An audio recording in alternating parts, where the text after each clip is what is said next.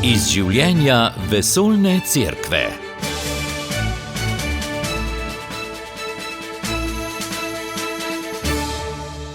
Dragi poslušalci, spoštovane poslušalke, lepo pozdravljeni v tokratni oddaji, v kateri bomo predstavili nekaj romarskih središč.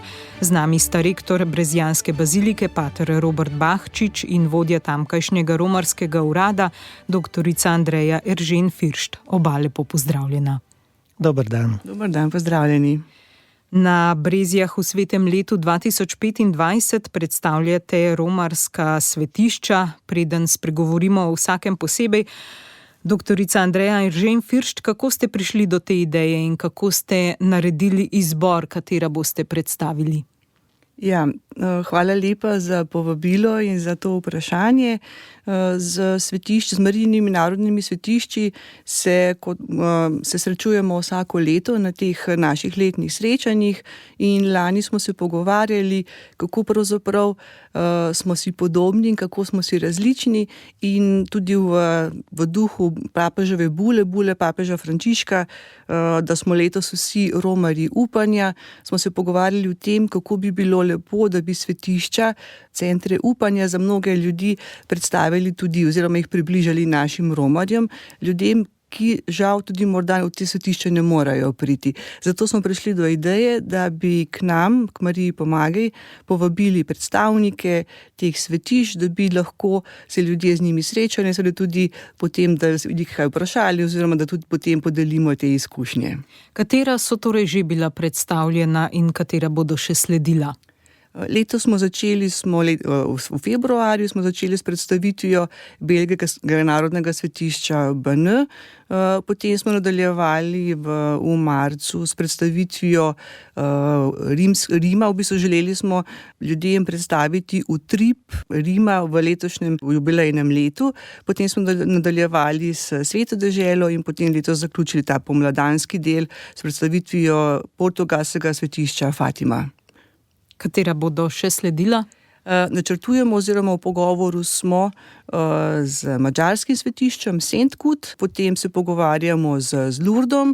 Želeli pa tudi smo na malce drugačen način predstaviti pomen svetišč, in sicer smo se spoznali lani na enem kongresu s profesorjem, ki v Firencah predava umetnostno zgodovino, in bi želeli preko predstavitve, ko vedno govorimo o lepoti svetišč, o lepoti tudi Device Marije, kako preko sakralnih del se ljudje tudi srečujemo z umetnostjo in seveda tudi preko tega z vero v svetiščih. Pater Robert Bahčič, kakšen je odziv ljudi na te predstavitve? Ljudje so, ko smo poslušali njihov odziv in vprašanje na koncu teh predavanj, zelo zadovoljni, veseli, ker mnogi ne morejo ta svetišča sami, ampak tako iz prve roke izvedo, kaj je bistvo vsakega svetišča in seveda, kaj je bistvo Marijinega sporočila od teh svetišč. In to smo želeli pokazati, da nas Marija na različne načine vodi k Jezusu Kristusu. Zato so bila tudi na koncu predavanj zanimiva vprašanja, kar se je tudi pokazalo, da mnogi veliko berejo, da vedo, kaj se kje dogaja, in zato postavljajo tudi konkretna vprašanja, in takrat še bolj pride do izraza tisto, kar so rektorji ali pa predstavniki svetišč povedali. Doktorica Andreja Eržen Firšt, februarja, kot ste omenili, ste kot prvo svetišče predstavili belgijsko narodno svetišče. Tam ste imeli lani tudi srečanje rektorjev Marijinih svetišč, in to svetišče stoji sredi gozda. Katere posebnosti je še izpostavil Fabian Delarbre, ki je prišel svetišče predstavljati na Brezje? Je res, BN je eno posebno drugačno svetišče v primerjavi z ostalimi, kot ste rekli, leži sredi gozda in tako številnimi kapelicami je povsem drugačno od ostalih svetišč, ki jih poznamo, in mislim, da najpomembnejše sporočilo, ki ga je prinesel sodelavec Fabian, je bilo eno od sporočil Device Marije ob prikazovanju deklici Marjet leta 1933 v Banoju, ko je dejala Marija: verjemite vame in jaz bom verjela v vas. Se mi zdi, da je to eno od pomembnejših sporočil, kajti kaj nam Marija s tem želi povedati. Ko boste vi verjeli v vame, bom jaz vam lahko pomagala in bom jaz vaša priprošnica pri Bogu. In k Mariji v BN romajo številne skupine, zelo veliko je etničnih skupin, ki prihajajo, in to so najbolj številčna romanja v BN-ju. Zanimivo je, da na kraju, kjer se je Marija prikazala, sredi gozda je izvir vode, in Marija je takrat rekla mali deklici Marjet, ta izvir je za vse ljudi. Ta izvir je za vse narode in tudi iz tega potem izhajajo ta številčna romanja narodov, in Marija je takrat še rekla deklici, potopite svoje roke v ta izvir in ozdravljeni boste. BN-ju večkrat rečejo mali Lurd, tudi upodobitev Marije iz BN je zelo podobna Lurški, tako da velikokrat zamenjujejo, ampak je kar nekaj podrobnosti, kako lahko razlikujemo obe upodobitvi, ampak kot sem rekla, je tudi vir zdravja in veliko bolnikov in predvsem ubogih prihaja k Mariji v BN-ju, in tudi pred 2 leti je bila devica Marija ubogih, je bila, če tako lahko rečem, imenovana za zavetnico romanja ubogih v Rimu. Eden teh kipov device ubogih se nahaja tudi v župniji svetega Jožefa v Ljubljani. Kako je prišel tja? To je ena zelo zanimiva zgodba, pravzaprav Božja pota nas vedno znova lahko presenečajo. Kolega Fabijan, ko je prišel v Slovenijo na Breze, je rekel, Andreja, tukaj pa imam sliko ene cerkve v Ljubljani, ki je bila nekoč zaprta, in tam naj bi se nahajal kip device ubogih iz BN-ja. Mi se nismo vedeli in smo poklicali k svetemu Jožefu v Ljubljano, in rektor dr. Damjan Ristič je bil zelo prijazen in nam je cerkev odprl, in na veliko presenečenje tako njega kot tudi kolega iz BN-ja se nahaja kip device iz BN-ja na levi strani velikega kipa svetega Jožefa. Kako je pravzaprav ta kip tja prišel, ne vejo. Je pa znano, da so s tem kipom, tudi ko je bila cerkev zaprta, so romali okrog cerkve, tako da je bil tudi rektor svetišča dr. Damjan Ristič zelo presenečen in vesel, da smo prišli tja in da je pravzaprav, da smo umestili oziroma podali informacijo o tem kipu. Je pa še zelo zanimiva še ena zgodba oziroma povezava svetišča iz BN-ja z našo deželo. Škof Rožman, ko je bil v izgnanstvu, je leta 1957 poslal v BN ročno napisano razglednico, kjer je napisal devica iz BN-ja prosi za slovenski narod. Tako da pravzaprav smo zelo povezani tudi Slovenci s tem svetiščem, in tako se ravno preko teh predstavitev svetišč, ki jih imamo pri Mariji Pomagaj, se nam kažejo, to, kot sem prej rekla, smo različni, ampak kako smo močno povezani tudi med seboj. No, marca je o romanjih v Sveto deželo na Brezjah spregovoril pater Peter Lavrih, vodja komisariata za Sveto deželo, ki tja slovenske romarske skupine vodi že od leta 1988. Pater Robert Bahčič, zadnja leta je to verjetno zanj pravi izziv. Ja, naš pater Peter Lavrih je velik navdušenec za Sveto deželo in že kot mlad pater se je navdušil, da je spremljal romarje. Kot je sam zapisal, da je bil prvo vodič pri kompasu od leta 1984 do 90, potem pa leta 1992, ko je bil ustanovljen tudi komisariat za Sveto deželo v Sloveniji, se pa še bolj aktivno s tem začel ukvarjati in navduševati ljudi, da bi iskali svete kraje. In tja je že peljal več kot 12.500 slovenskih romarjev v teh letih. V letošnjem letu in tudi že lani je imel veliko načrtov, kako bo obiskal Sveto deželo, ampak je moral vedno prestavljati, tako da mu je letos uspelo, da je šel 2-krat v Sveto deželo z manjšo skupino romarjev in enkrat tudi sam.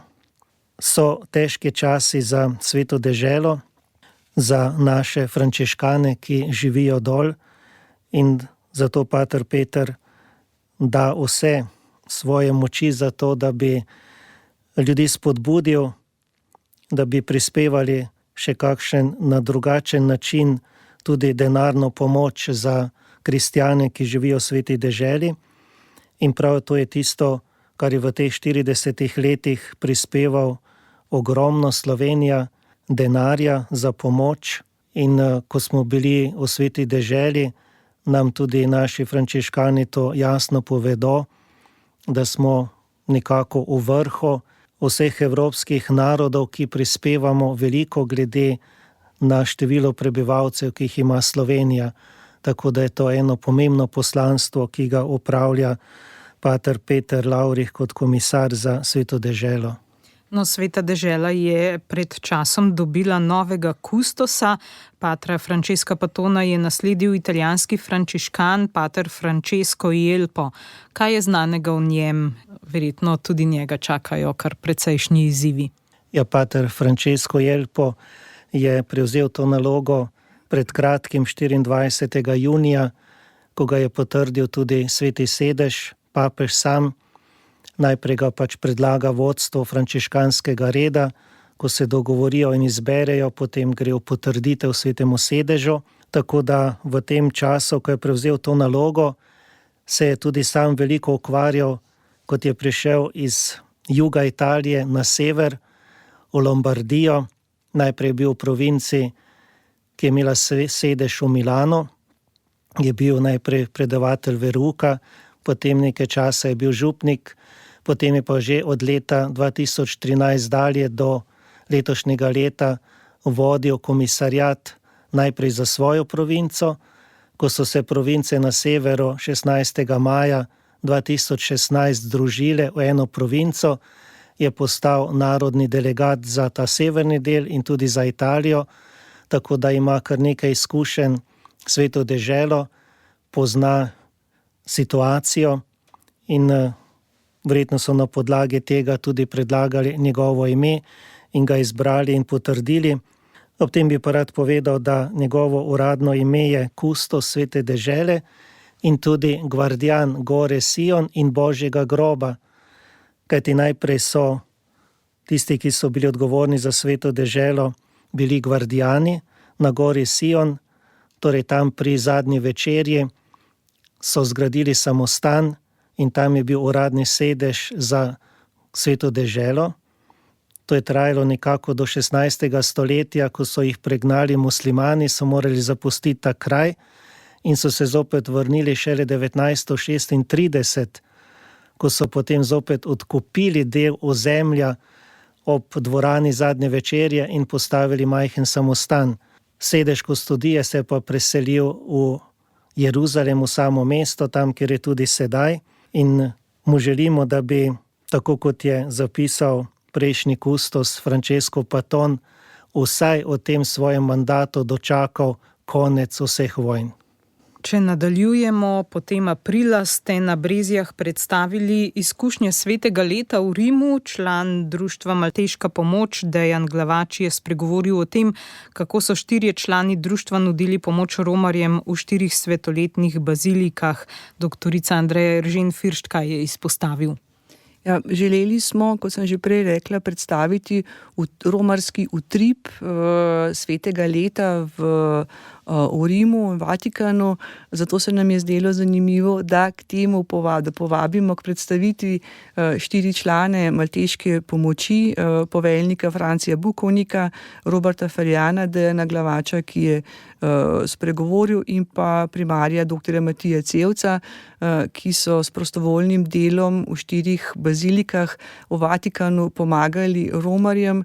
In res je bila zanimivo pričevanje nekoga, ki so dežurali cele dneve v teh bazilikah in potem romarjem pomagali in z logističnimi vprašanji, tako tudi kot dr. Cevc, seveda, če je bila potrebna kakšna zdravniška oskrba in pomoč, tako da zanimivo s povsem takšnimi praktičnimi res izkušnjami, pomoč ljudem in pri vstopu skozi sveta vrata. Zvečer so potem zapirali sveta vrata, kakšni so protokoli, varnost in tako naprej. Tako da v bistvu smo res izvedeli eno tako izkušnjo nekoga, ki je delal oziroma pomagal številnim romarjem, ki sedaj prihajajo v Rim v svetem letu. Pater Robert Bahčič, vi pa ste se konec marca v Rimu udeležili romanja misionarjev usmiljenja. O tem smo takrat v oddaji že spregovorili. Če pa se ozrete nazaj na ta dogodek, po čem si ga boste najbolj zapomnili? Pri vsakem tem srečanju, ki ga imamo kot misionarji usmiljenja na 2 ali 3 leta v Rimu, je vedno prisotno tudi spokorno bogoslužje, najprej za nas same, ki traja celo popoldan, je res lepo pripravljeno, tako da tudi imamo mi možnost, da gremo k spovedi, da se Bogu zahvalimo v molitvi, tudi za ta dar, ki ga prejemamo in ki ga tudi sami dajemo v spovednicah. Poseben dogodek in tak lep pa je bil, ko smo romali skozi sveta vrata in potem tudi skozi vatikanske vrtove, kjer smo se ustavili pred kapelo Lurške Matere Božje in tam smo molili rožni venec, prav z namenom za papeža Frančiška, potem tudi zapeli litanije in prisluhnili besedam, ki jih je papež poslal, jih je napisal takrat v bolnišnici 19. marca in nas je spodbudil, da naj spreobrnenje in odpuščanje prinašamo vsem ljudem, zato ker sta to 2 nežnosti, je zapisal papež Frančišek, s katerima Gospod obriše vsako solzo z naših oči. In kot je dejal prefekt dikasterija za evangelizacijo Rino Fisichella, vi kot misionarji usmiljenja ste posebej imenovani od papeža pred 10 leti in to je osebno imenovanje in vam ni potrebno, da se zatekate, če se zgodi karkoli težkega s prošnjo na sveti sedež ali pa apostolsko penitenciarijo, ampak imamo sami možnost, da po svoji odločitvi in premisleku naredimo sklep, kaj naj nekdo stori, če je naredil ne vem kakšno težko in hudo dejanje.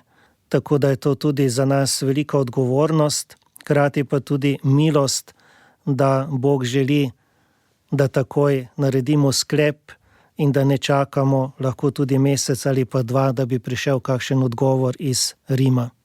Koliko je teh misionarjev usmiljenja v Sloveniji? Trenutno na seznamu nas je 11, na srečanju pa sem bil letos sam. Vseh misionarjev pa je nekje okrog 1250 po celem svetu in tudi Rino Fisichella je bil malo žalosten, ker se jih je udeležilo tega srečanja manj kot polovico, verjetno zaradi tega, ker tudi papež ni mogel biti zdraven, tako da je bil glede tega žalosten in je spodbudil, prihajajte, ker je to tudi izobraževanje za vas in ne podcenjujte te naloge, ki vam je zaupana. Meseca maja vas je obiskal rektor Fatimskega svetišča, pater Robert Bahčič. Kaj je povedal o sporočilu Marijinih prikazovanj in njihovem pomenu za današnji čas? Rektor Karloš je najprej predstavil vsebino Fatimskega sporočila in potem tudi nalogo, ki jo ima on kot rektor in vsi, ki delujejo v svetišču danes, da širijo ta sporočila naprej. In tu je posebej izpostavil, da je potrebno, kot Marija naroča, v videnih češčenje Najsvetejšega, jasno, kar vemo, da je to povezano z molitvijo, pokoro in zadoščevanjem, in pa, da se je ta Fatima zgodila v mračnem, temnem obdobju prve svetovne vojne, ko je bilo vse težko, vse narobe. Takrat pride Marija s svojim sporočilom in vabi preko vicev, kličite, naj ljudje začnejo moliti, naj se obračajo k Bogu, da bodo tako rešeni, in še posebej molitev za spreobrnenje, tudi za spreobrnenje Rusije in tudi posvetitve te dežele Marijinemu brezmadežnemu srcu. Potem je še posebej izpostavil tudi češčenje in molitev o prvih petkih in prvih sobotah, da je to še posebej naročilo, ki ga je prijela sestra Lucija in ki ga danes po celem svetu ljudje sprejemajo. Tudi v Sloveniji je veliko skupin, ki se še posebej posvečajo tej molitvi in zadoščevanju. In pa tudi je hotel postaviti in izpostaviti, da je Marija, njeno brezmadežno srce, tudi vir miru.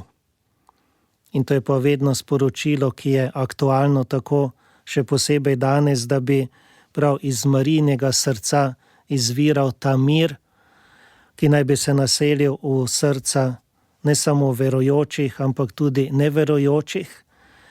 Tako da je ta naloga tudi za nas danes, da širimo to, kar Devica Marija želi povedati, in jasno, da nas vedno znova vabi k svojemu sinu. Stvari se ne zaustavijo pri njej, ampak je ona kot podaljšana roka svojega sina. Kakšen razvoj pa je Fatimsko svetišče doživelo v zadnjih letih, s kakšnimi izzivi se sooča? Izzivi za Fatimo so vedno tile, da bi pravilno prinašali sporočilo, kaj je Marija hotela in želi povedati današnjemu človeku. Vse, kar je povezano z razvojem svetišča, je na eni strani jasno, od gradenj, od tega, da bi se ljudje dobro tam počutili, ampak Carlos je vedno poudaril, da je važno in pomembno je samo to, kar je Marija hotela povedati in kaj danes nagovarja človeka. In izpostavi mogoče dve stvari, kar se dogajata v Fatimi, to je celodnevno in celonočno češčenje pred Najsvetejšim, že od leta 1960 dalje, tudi danes, 24 ur na dan je to češčenje, ker je Marija povabila naj častijo Jezusa v Evharistiji, in to danes nadaljujejo. Najprej so tu skrbele redovne sestre, v zadnjem času 10 let, kar so rekli, da je za njih težko, da bi celo noč tudi molile pred Najsvetejšim, so se pa sami laiki organizirali iz različnih koncev Fatime in dejansko sami prihajajo tja, tudi če se morajo voziti več ur, ampak da so tisto noč pred Najsvetejšim, tako da Jezus nikoli ni sam. To je ena stvar. Druga stvar pa, ki jo je izpostavil, je pa ravno ta molitev, ko vabi Marija k molitvi rožnega venca. In dejansko ni dovolj, da mi samo govorimo o molitvi, ampak da je potrebno vzeti rožni venec zares v roke in dejansko fizično moliti. In tudi, ko so bili drugi predstavniki iz Fatime v Sloveniji, so ravno to poudarjali, da naj se rožni venec zopet uvede v naše družine, da je dovolj 15 minut, da zmolimo rožni venec in tako se bo tudi Božji mir naselil v naše družine, v naša srca, in to moramo prinašati ljudem, jih vabiti, naj se vrnejo nazaj k molitvi, da je to osnova vsega, potem se bodo pa stvari razvile v tisto pravo smer, če bomo Bogu dali prostor, ki ga res potrebuje v našem osebnem življenju. Za konec še vprašanje. Letošnje srečanje narodnih marijnih svetišč bo na Irskem. Doktorica Andreja Eržen Firšt, kaj je posebnost tamkajšnjega svetišča? Ja, letos se bomo srečali v Knockhu, ki je irsko narodno svetišče. Knock je kraj marijinega prikazovanja, tako da je ena lokacija na svetišče, kjer se je prikazala Devica Marija. Je pa zanimivo to, da tam se ni prikazala samo Marija, ampak v tistem prikazovanju, to je bilo 21. avgusta 1879. leta, to se pravi konec 19. stoletja, ob Devici Mariji sta se prikazala tudi sveti Jožef in pa Janez Evangelist. To je bilo nekega deževnega avgustovskega večera, ko so se vaščani vračali iz polj in so potem sredi vasi so videli, kot oni najprej se reče, neko prikazanje, in potem, ko so se zaustavili, so videli lepo gospo, Devico Marijo, ki je na glavi imela krono, bila je z obrazom ozrta proti nebu in bila je v pozi molitve, medtem ko zraven nje sta bila sveti Jožef in pa na drugi strani Janez Evangelist. Kar je pa še zelo zanimivo, vzadej za tremi osebami je bil pa na praznem oltarju jagnje Božje, ovčka in potem za ovčko križ in okrog nje 4 angeli. Tako da je ena zelo zanimivo prikazovanje, ki je bilo že istega leta potrjeno, in tako je Knock pomembno irsko romarsko središče, v katerem prihajajo številni romarji, ne samo iz Irske, ampak iz celega sveta, in kar je tudi, se mi zdi zelo zanimivo, da devica iz Knocka je tudi, rečejo, kraljica Irske, tako kot mi rečemo za našo Marijo Pomagaj, da je kraljica Slovencev. Kaj danes romarska središča pomenijo ljudem? Jaz lahko rečem iz izhodišča z mojega, to, kar se srečujemo z romarji pri nas na Brezjah, pri Mariji Pomagaj, da zagotovo zatočišče, kraj upanja, molitve, priprošnje in pa zagotovo tudi v letošnjem letu kraj, kjer številni prihajajo v svetem letu prositi Devico Marijo, da za njih posreduje pri Bogu, pri svojem sinu Jezusu Kristusu. Pater Robert? Vsa svetišča, ki so po svetu in tudi pri nas, to so sveti kraji, kamor ljudje pridejo moliti, prositi milosti, se zahvaliti, da res doživijo eno duhovno izkušnjo. Mnogi se podajo v ta svetišča tudi peš, tako je tudi pri nas, in nemogoče najbolj povedo o teh romarjih naše romarske knjige, ki zabeležijo tisto, kar romarji zapišejo, dejansko tisto, kar nosijo v sebi, kar doživljajo, to izročajo v zapisani besedi, in to je eno duhovno bogatstvo tega sporočila, kaj vse se lahko zgodi in dogaja na enem svetem kraju. Zame pa pomembno to, da vsakdo, ki pride na tak svet kraj, ko se izroči v molitvi v Marijine roke, da bi res bil deležen Božjega notranjega miru, da odide domov potolažen z nekim novim upanjem in z novo močjo, tako da res čuti, da ni sam na tej poti, v katero je postavljen. Ste kdaj šteli, koliko je dnevno zapisov v to knjigo? Vse je odvisno od števila romarjev, ki pridejo. Če jih je več, je tudi več zapisov. Nekateri pridejo mogoče k Mariji samo to, da zapišejo, se zahvalijo, prosijo. Veliko je zapisov tudi v drugih jezikih. Sedaj pred kratkim je bila ena skupina iz Poljske, ki so skoraj cel avtobus je šel po kolenih okrog ne Marijinega oltarja, ampak okrog celotne kapele. En za drugim in potem se še mnogi ustavijo in zapišejo. Tako da teh zapisov od leta 1957 do danes, če knjige postavimo v vrsto, jih je 24 metrov. S tem zaključujemo tokratno oddajo. Doktorica Andreja Eržen Firšt in pater Robert Bahčič, hvala za obisk v studiu, hvala za pogovor. Hvala tudi vam. Hvala lepa. Oddajo sem pripravila Marta Jerebič. Poslušali ste oddajo Iz življenja vesoljne cerkve. Ponovno ji lahko prisluhnete v našem audio arhivu. radio.ognisce.si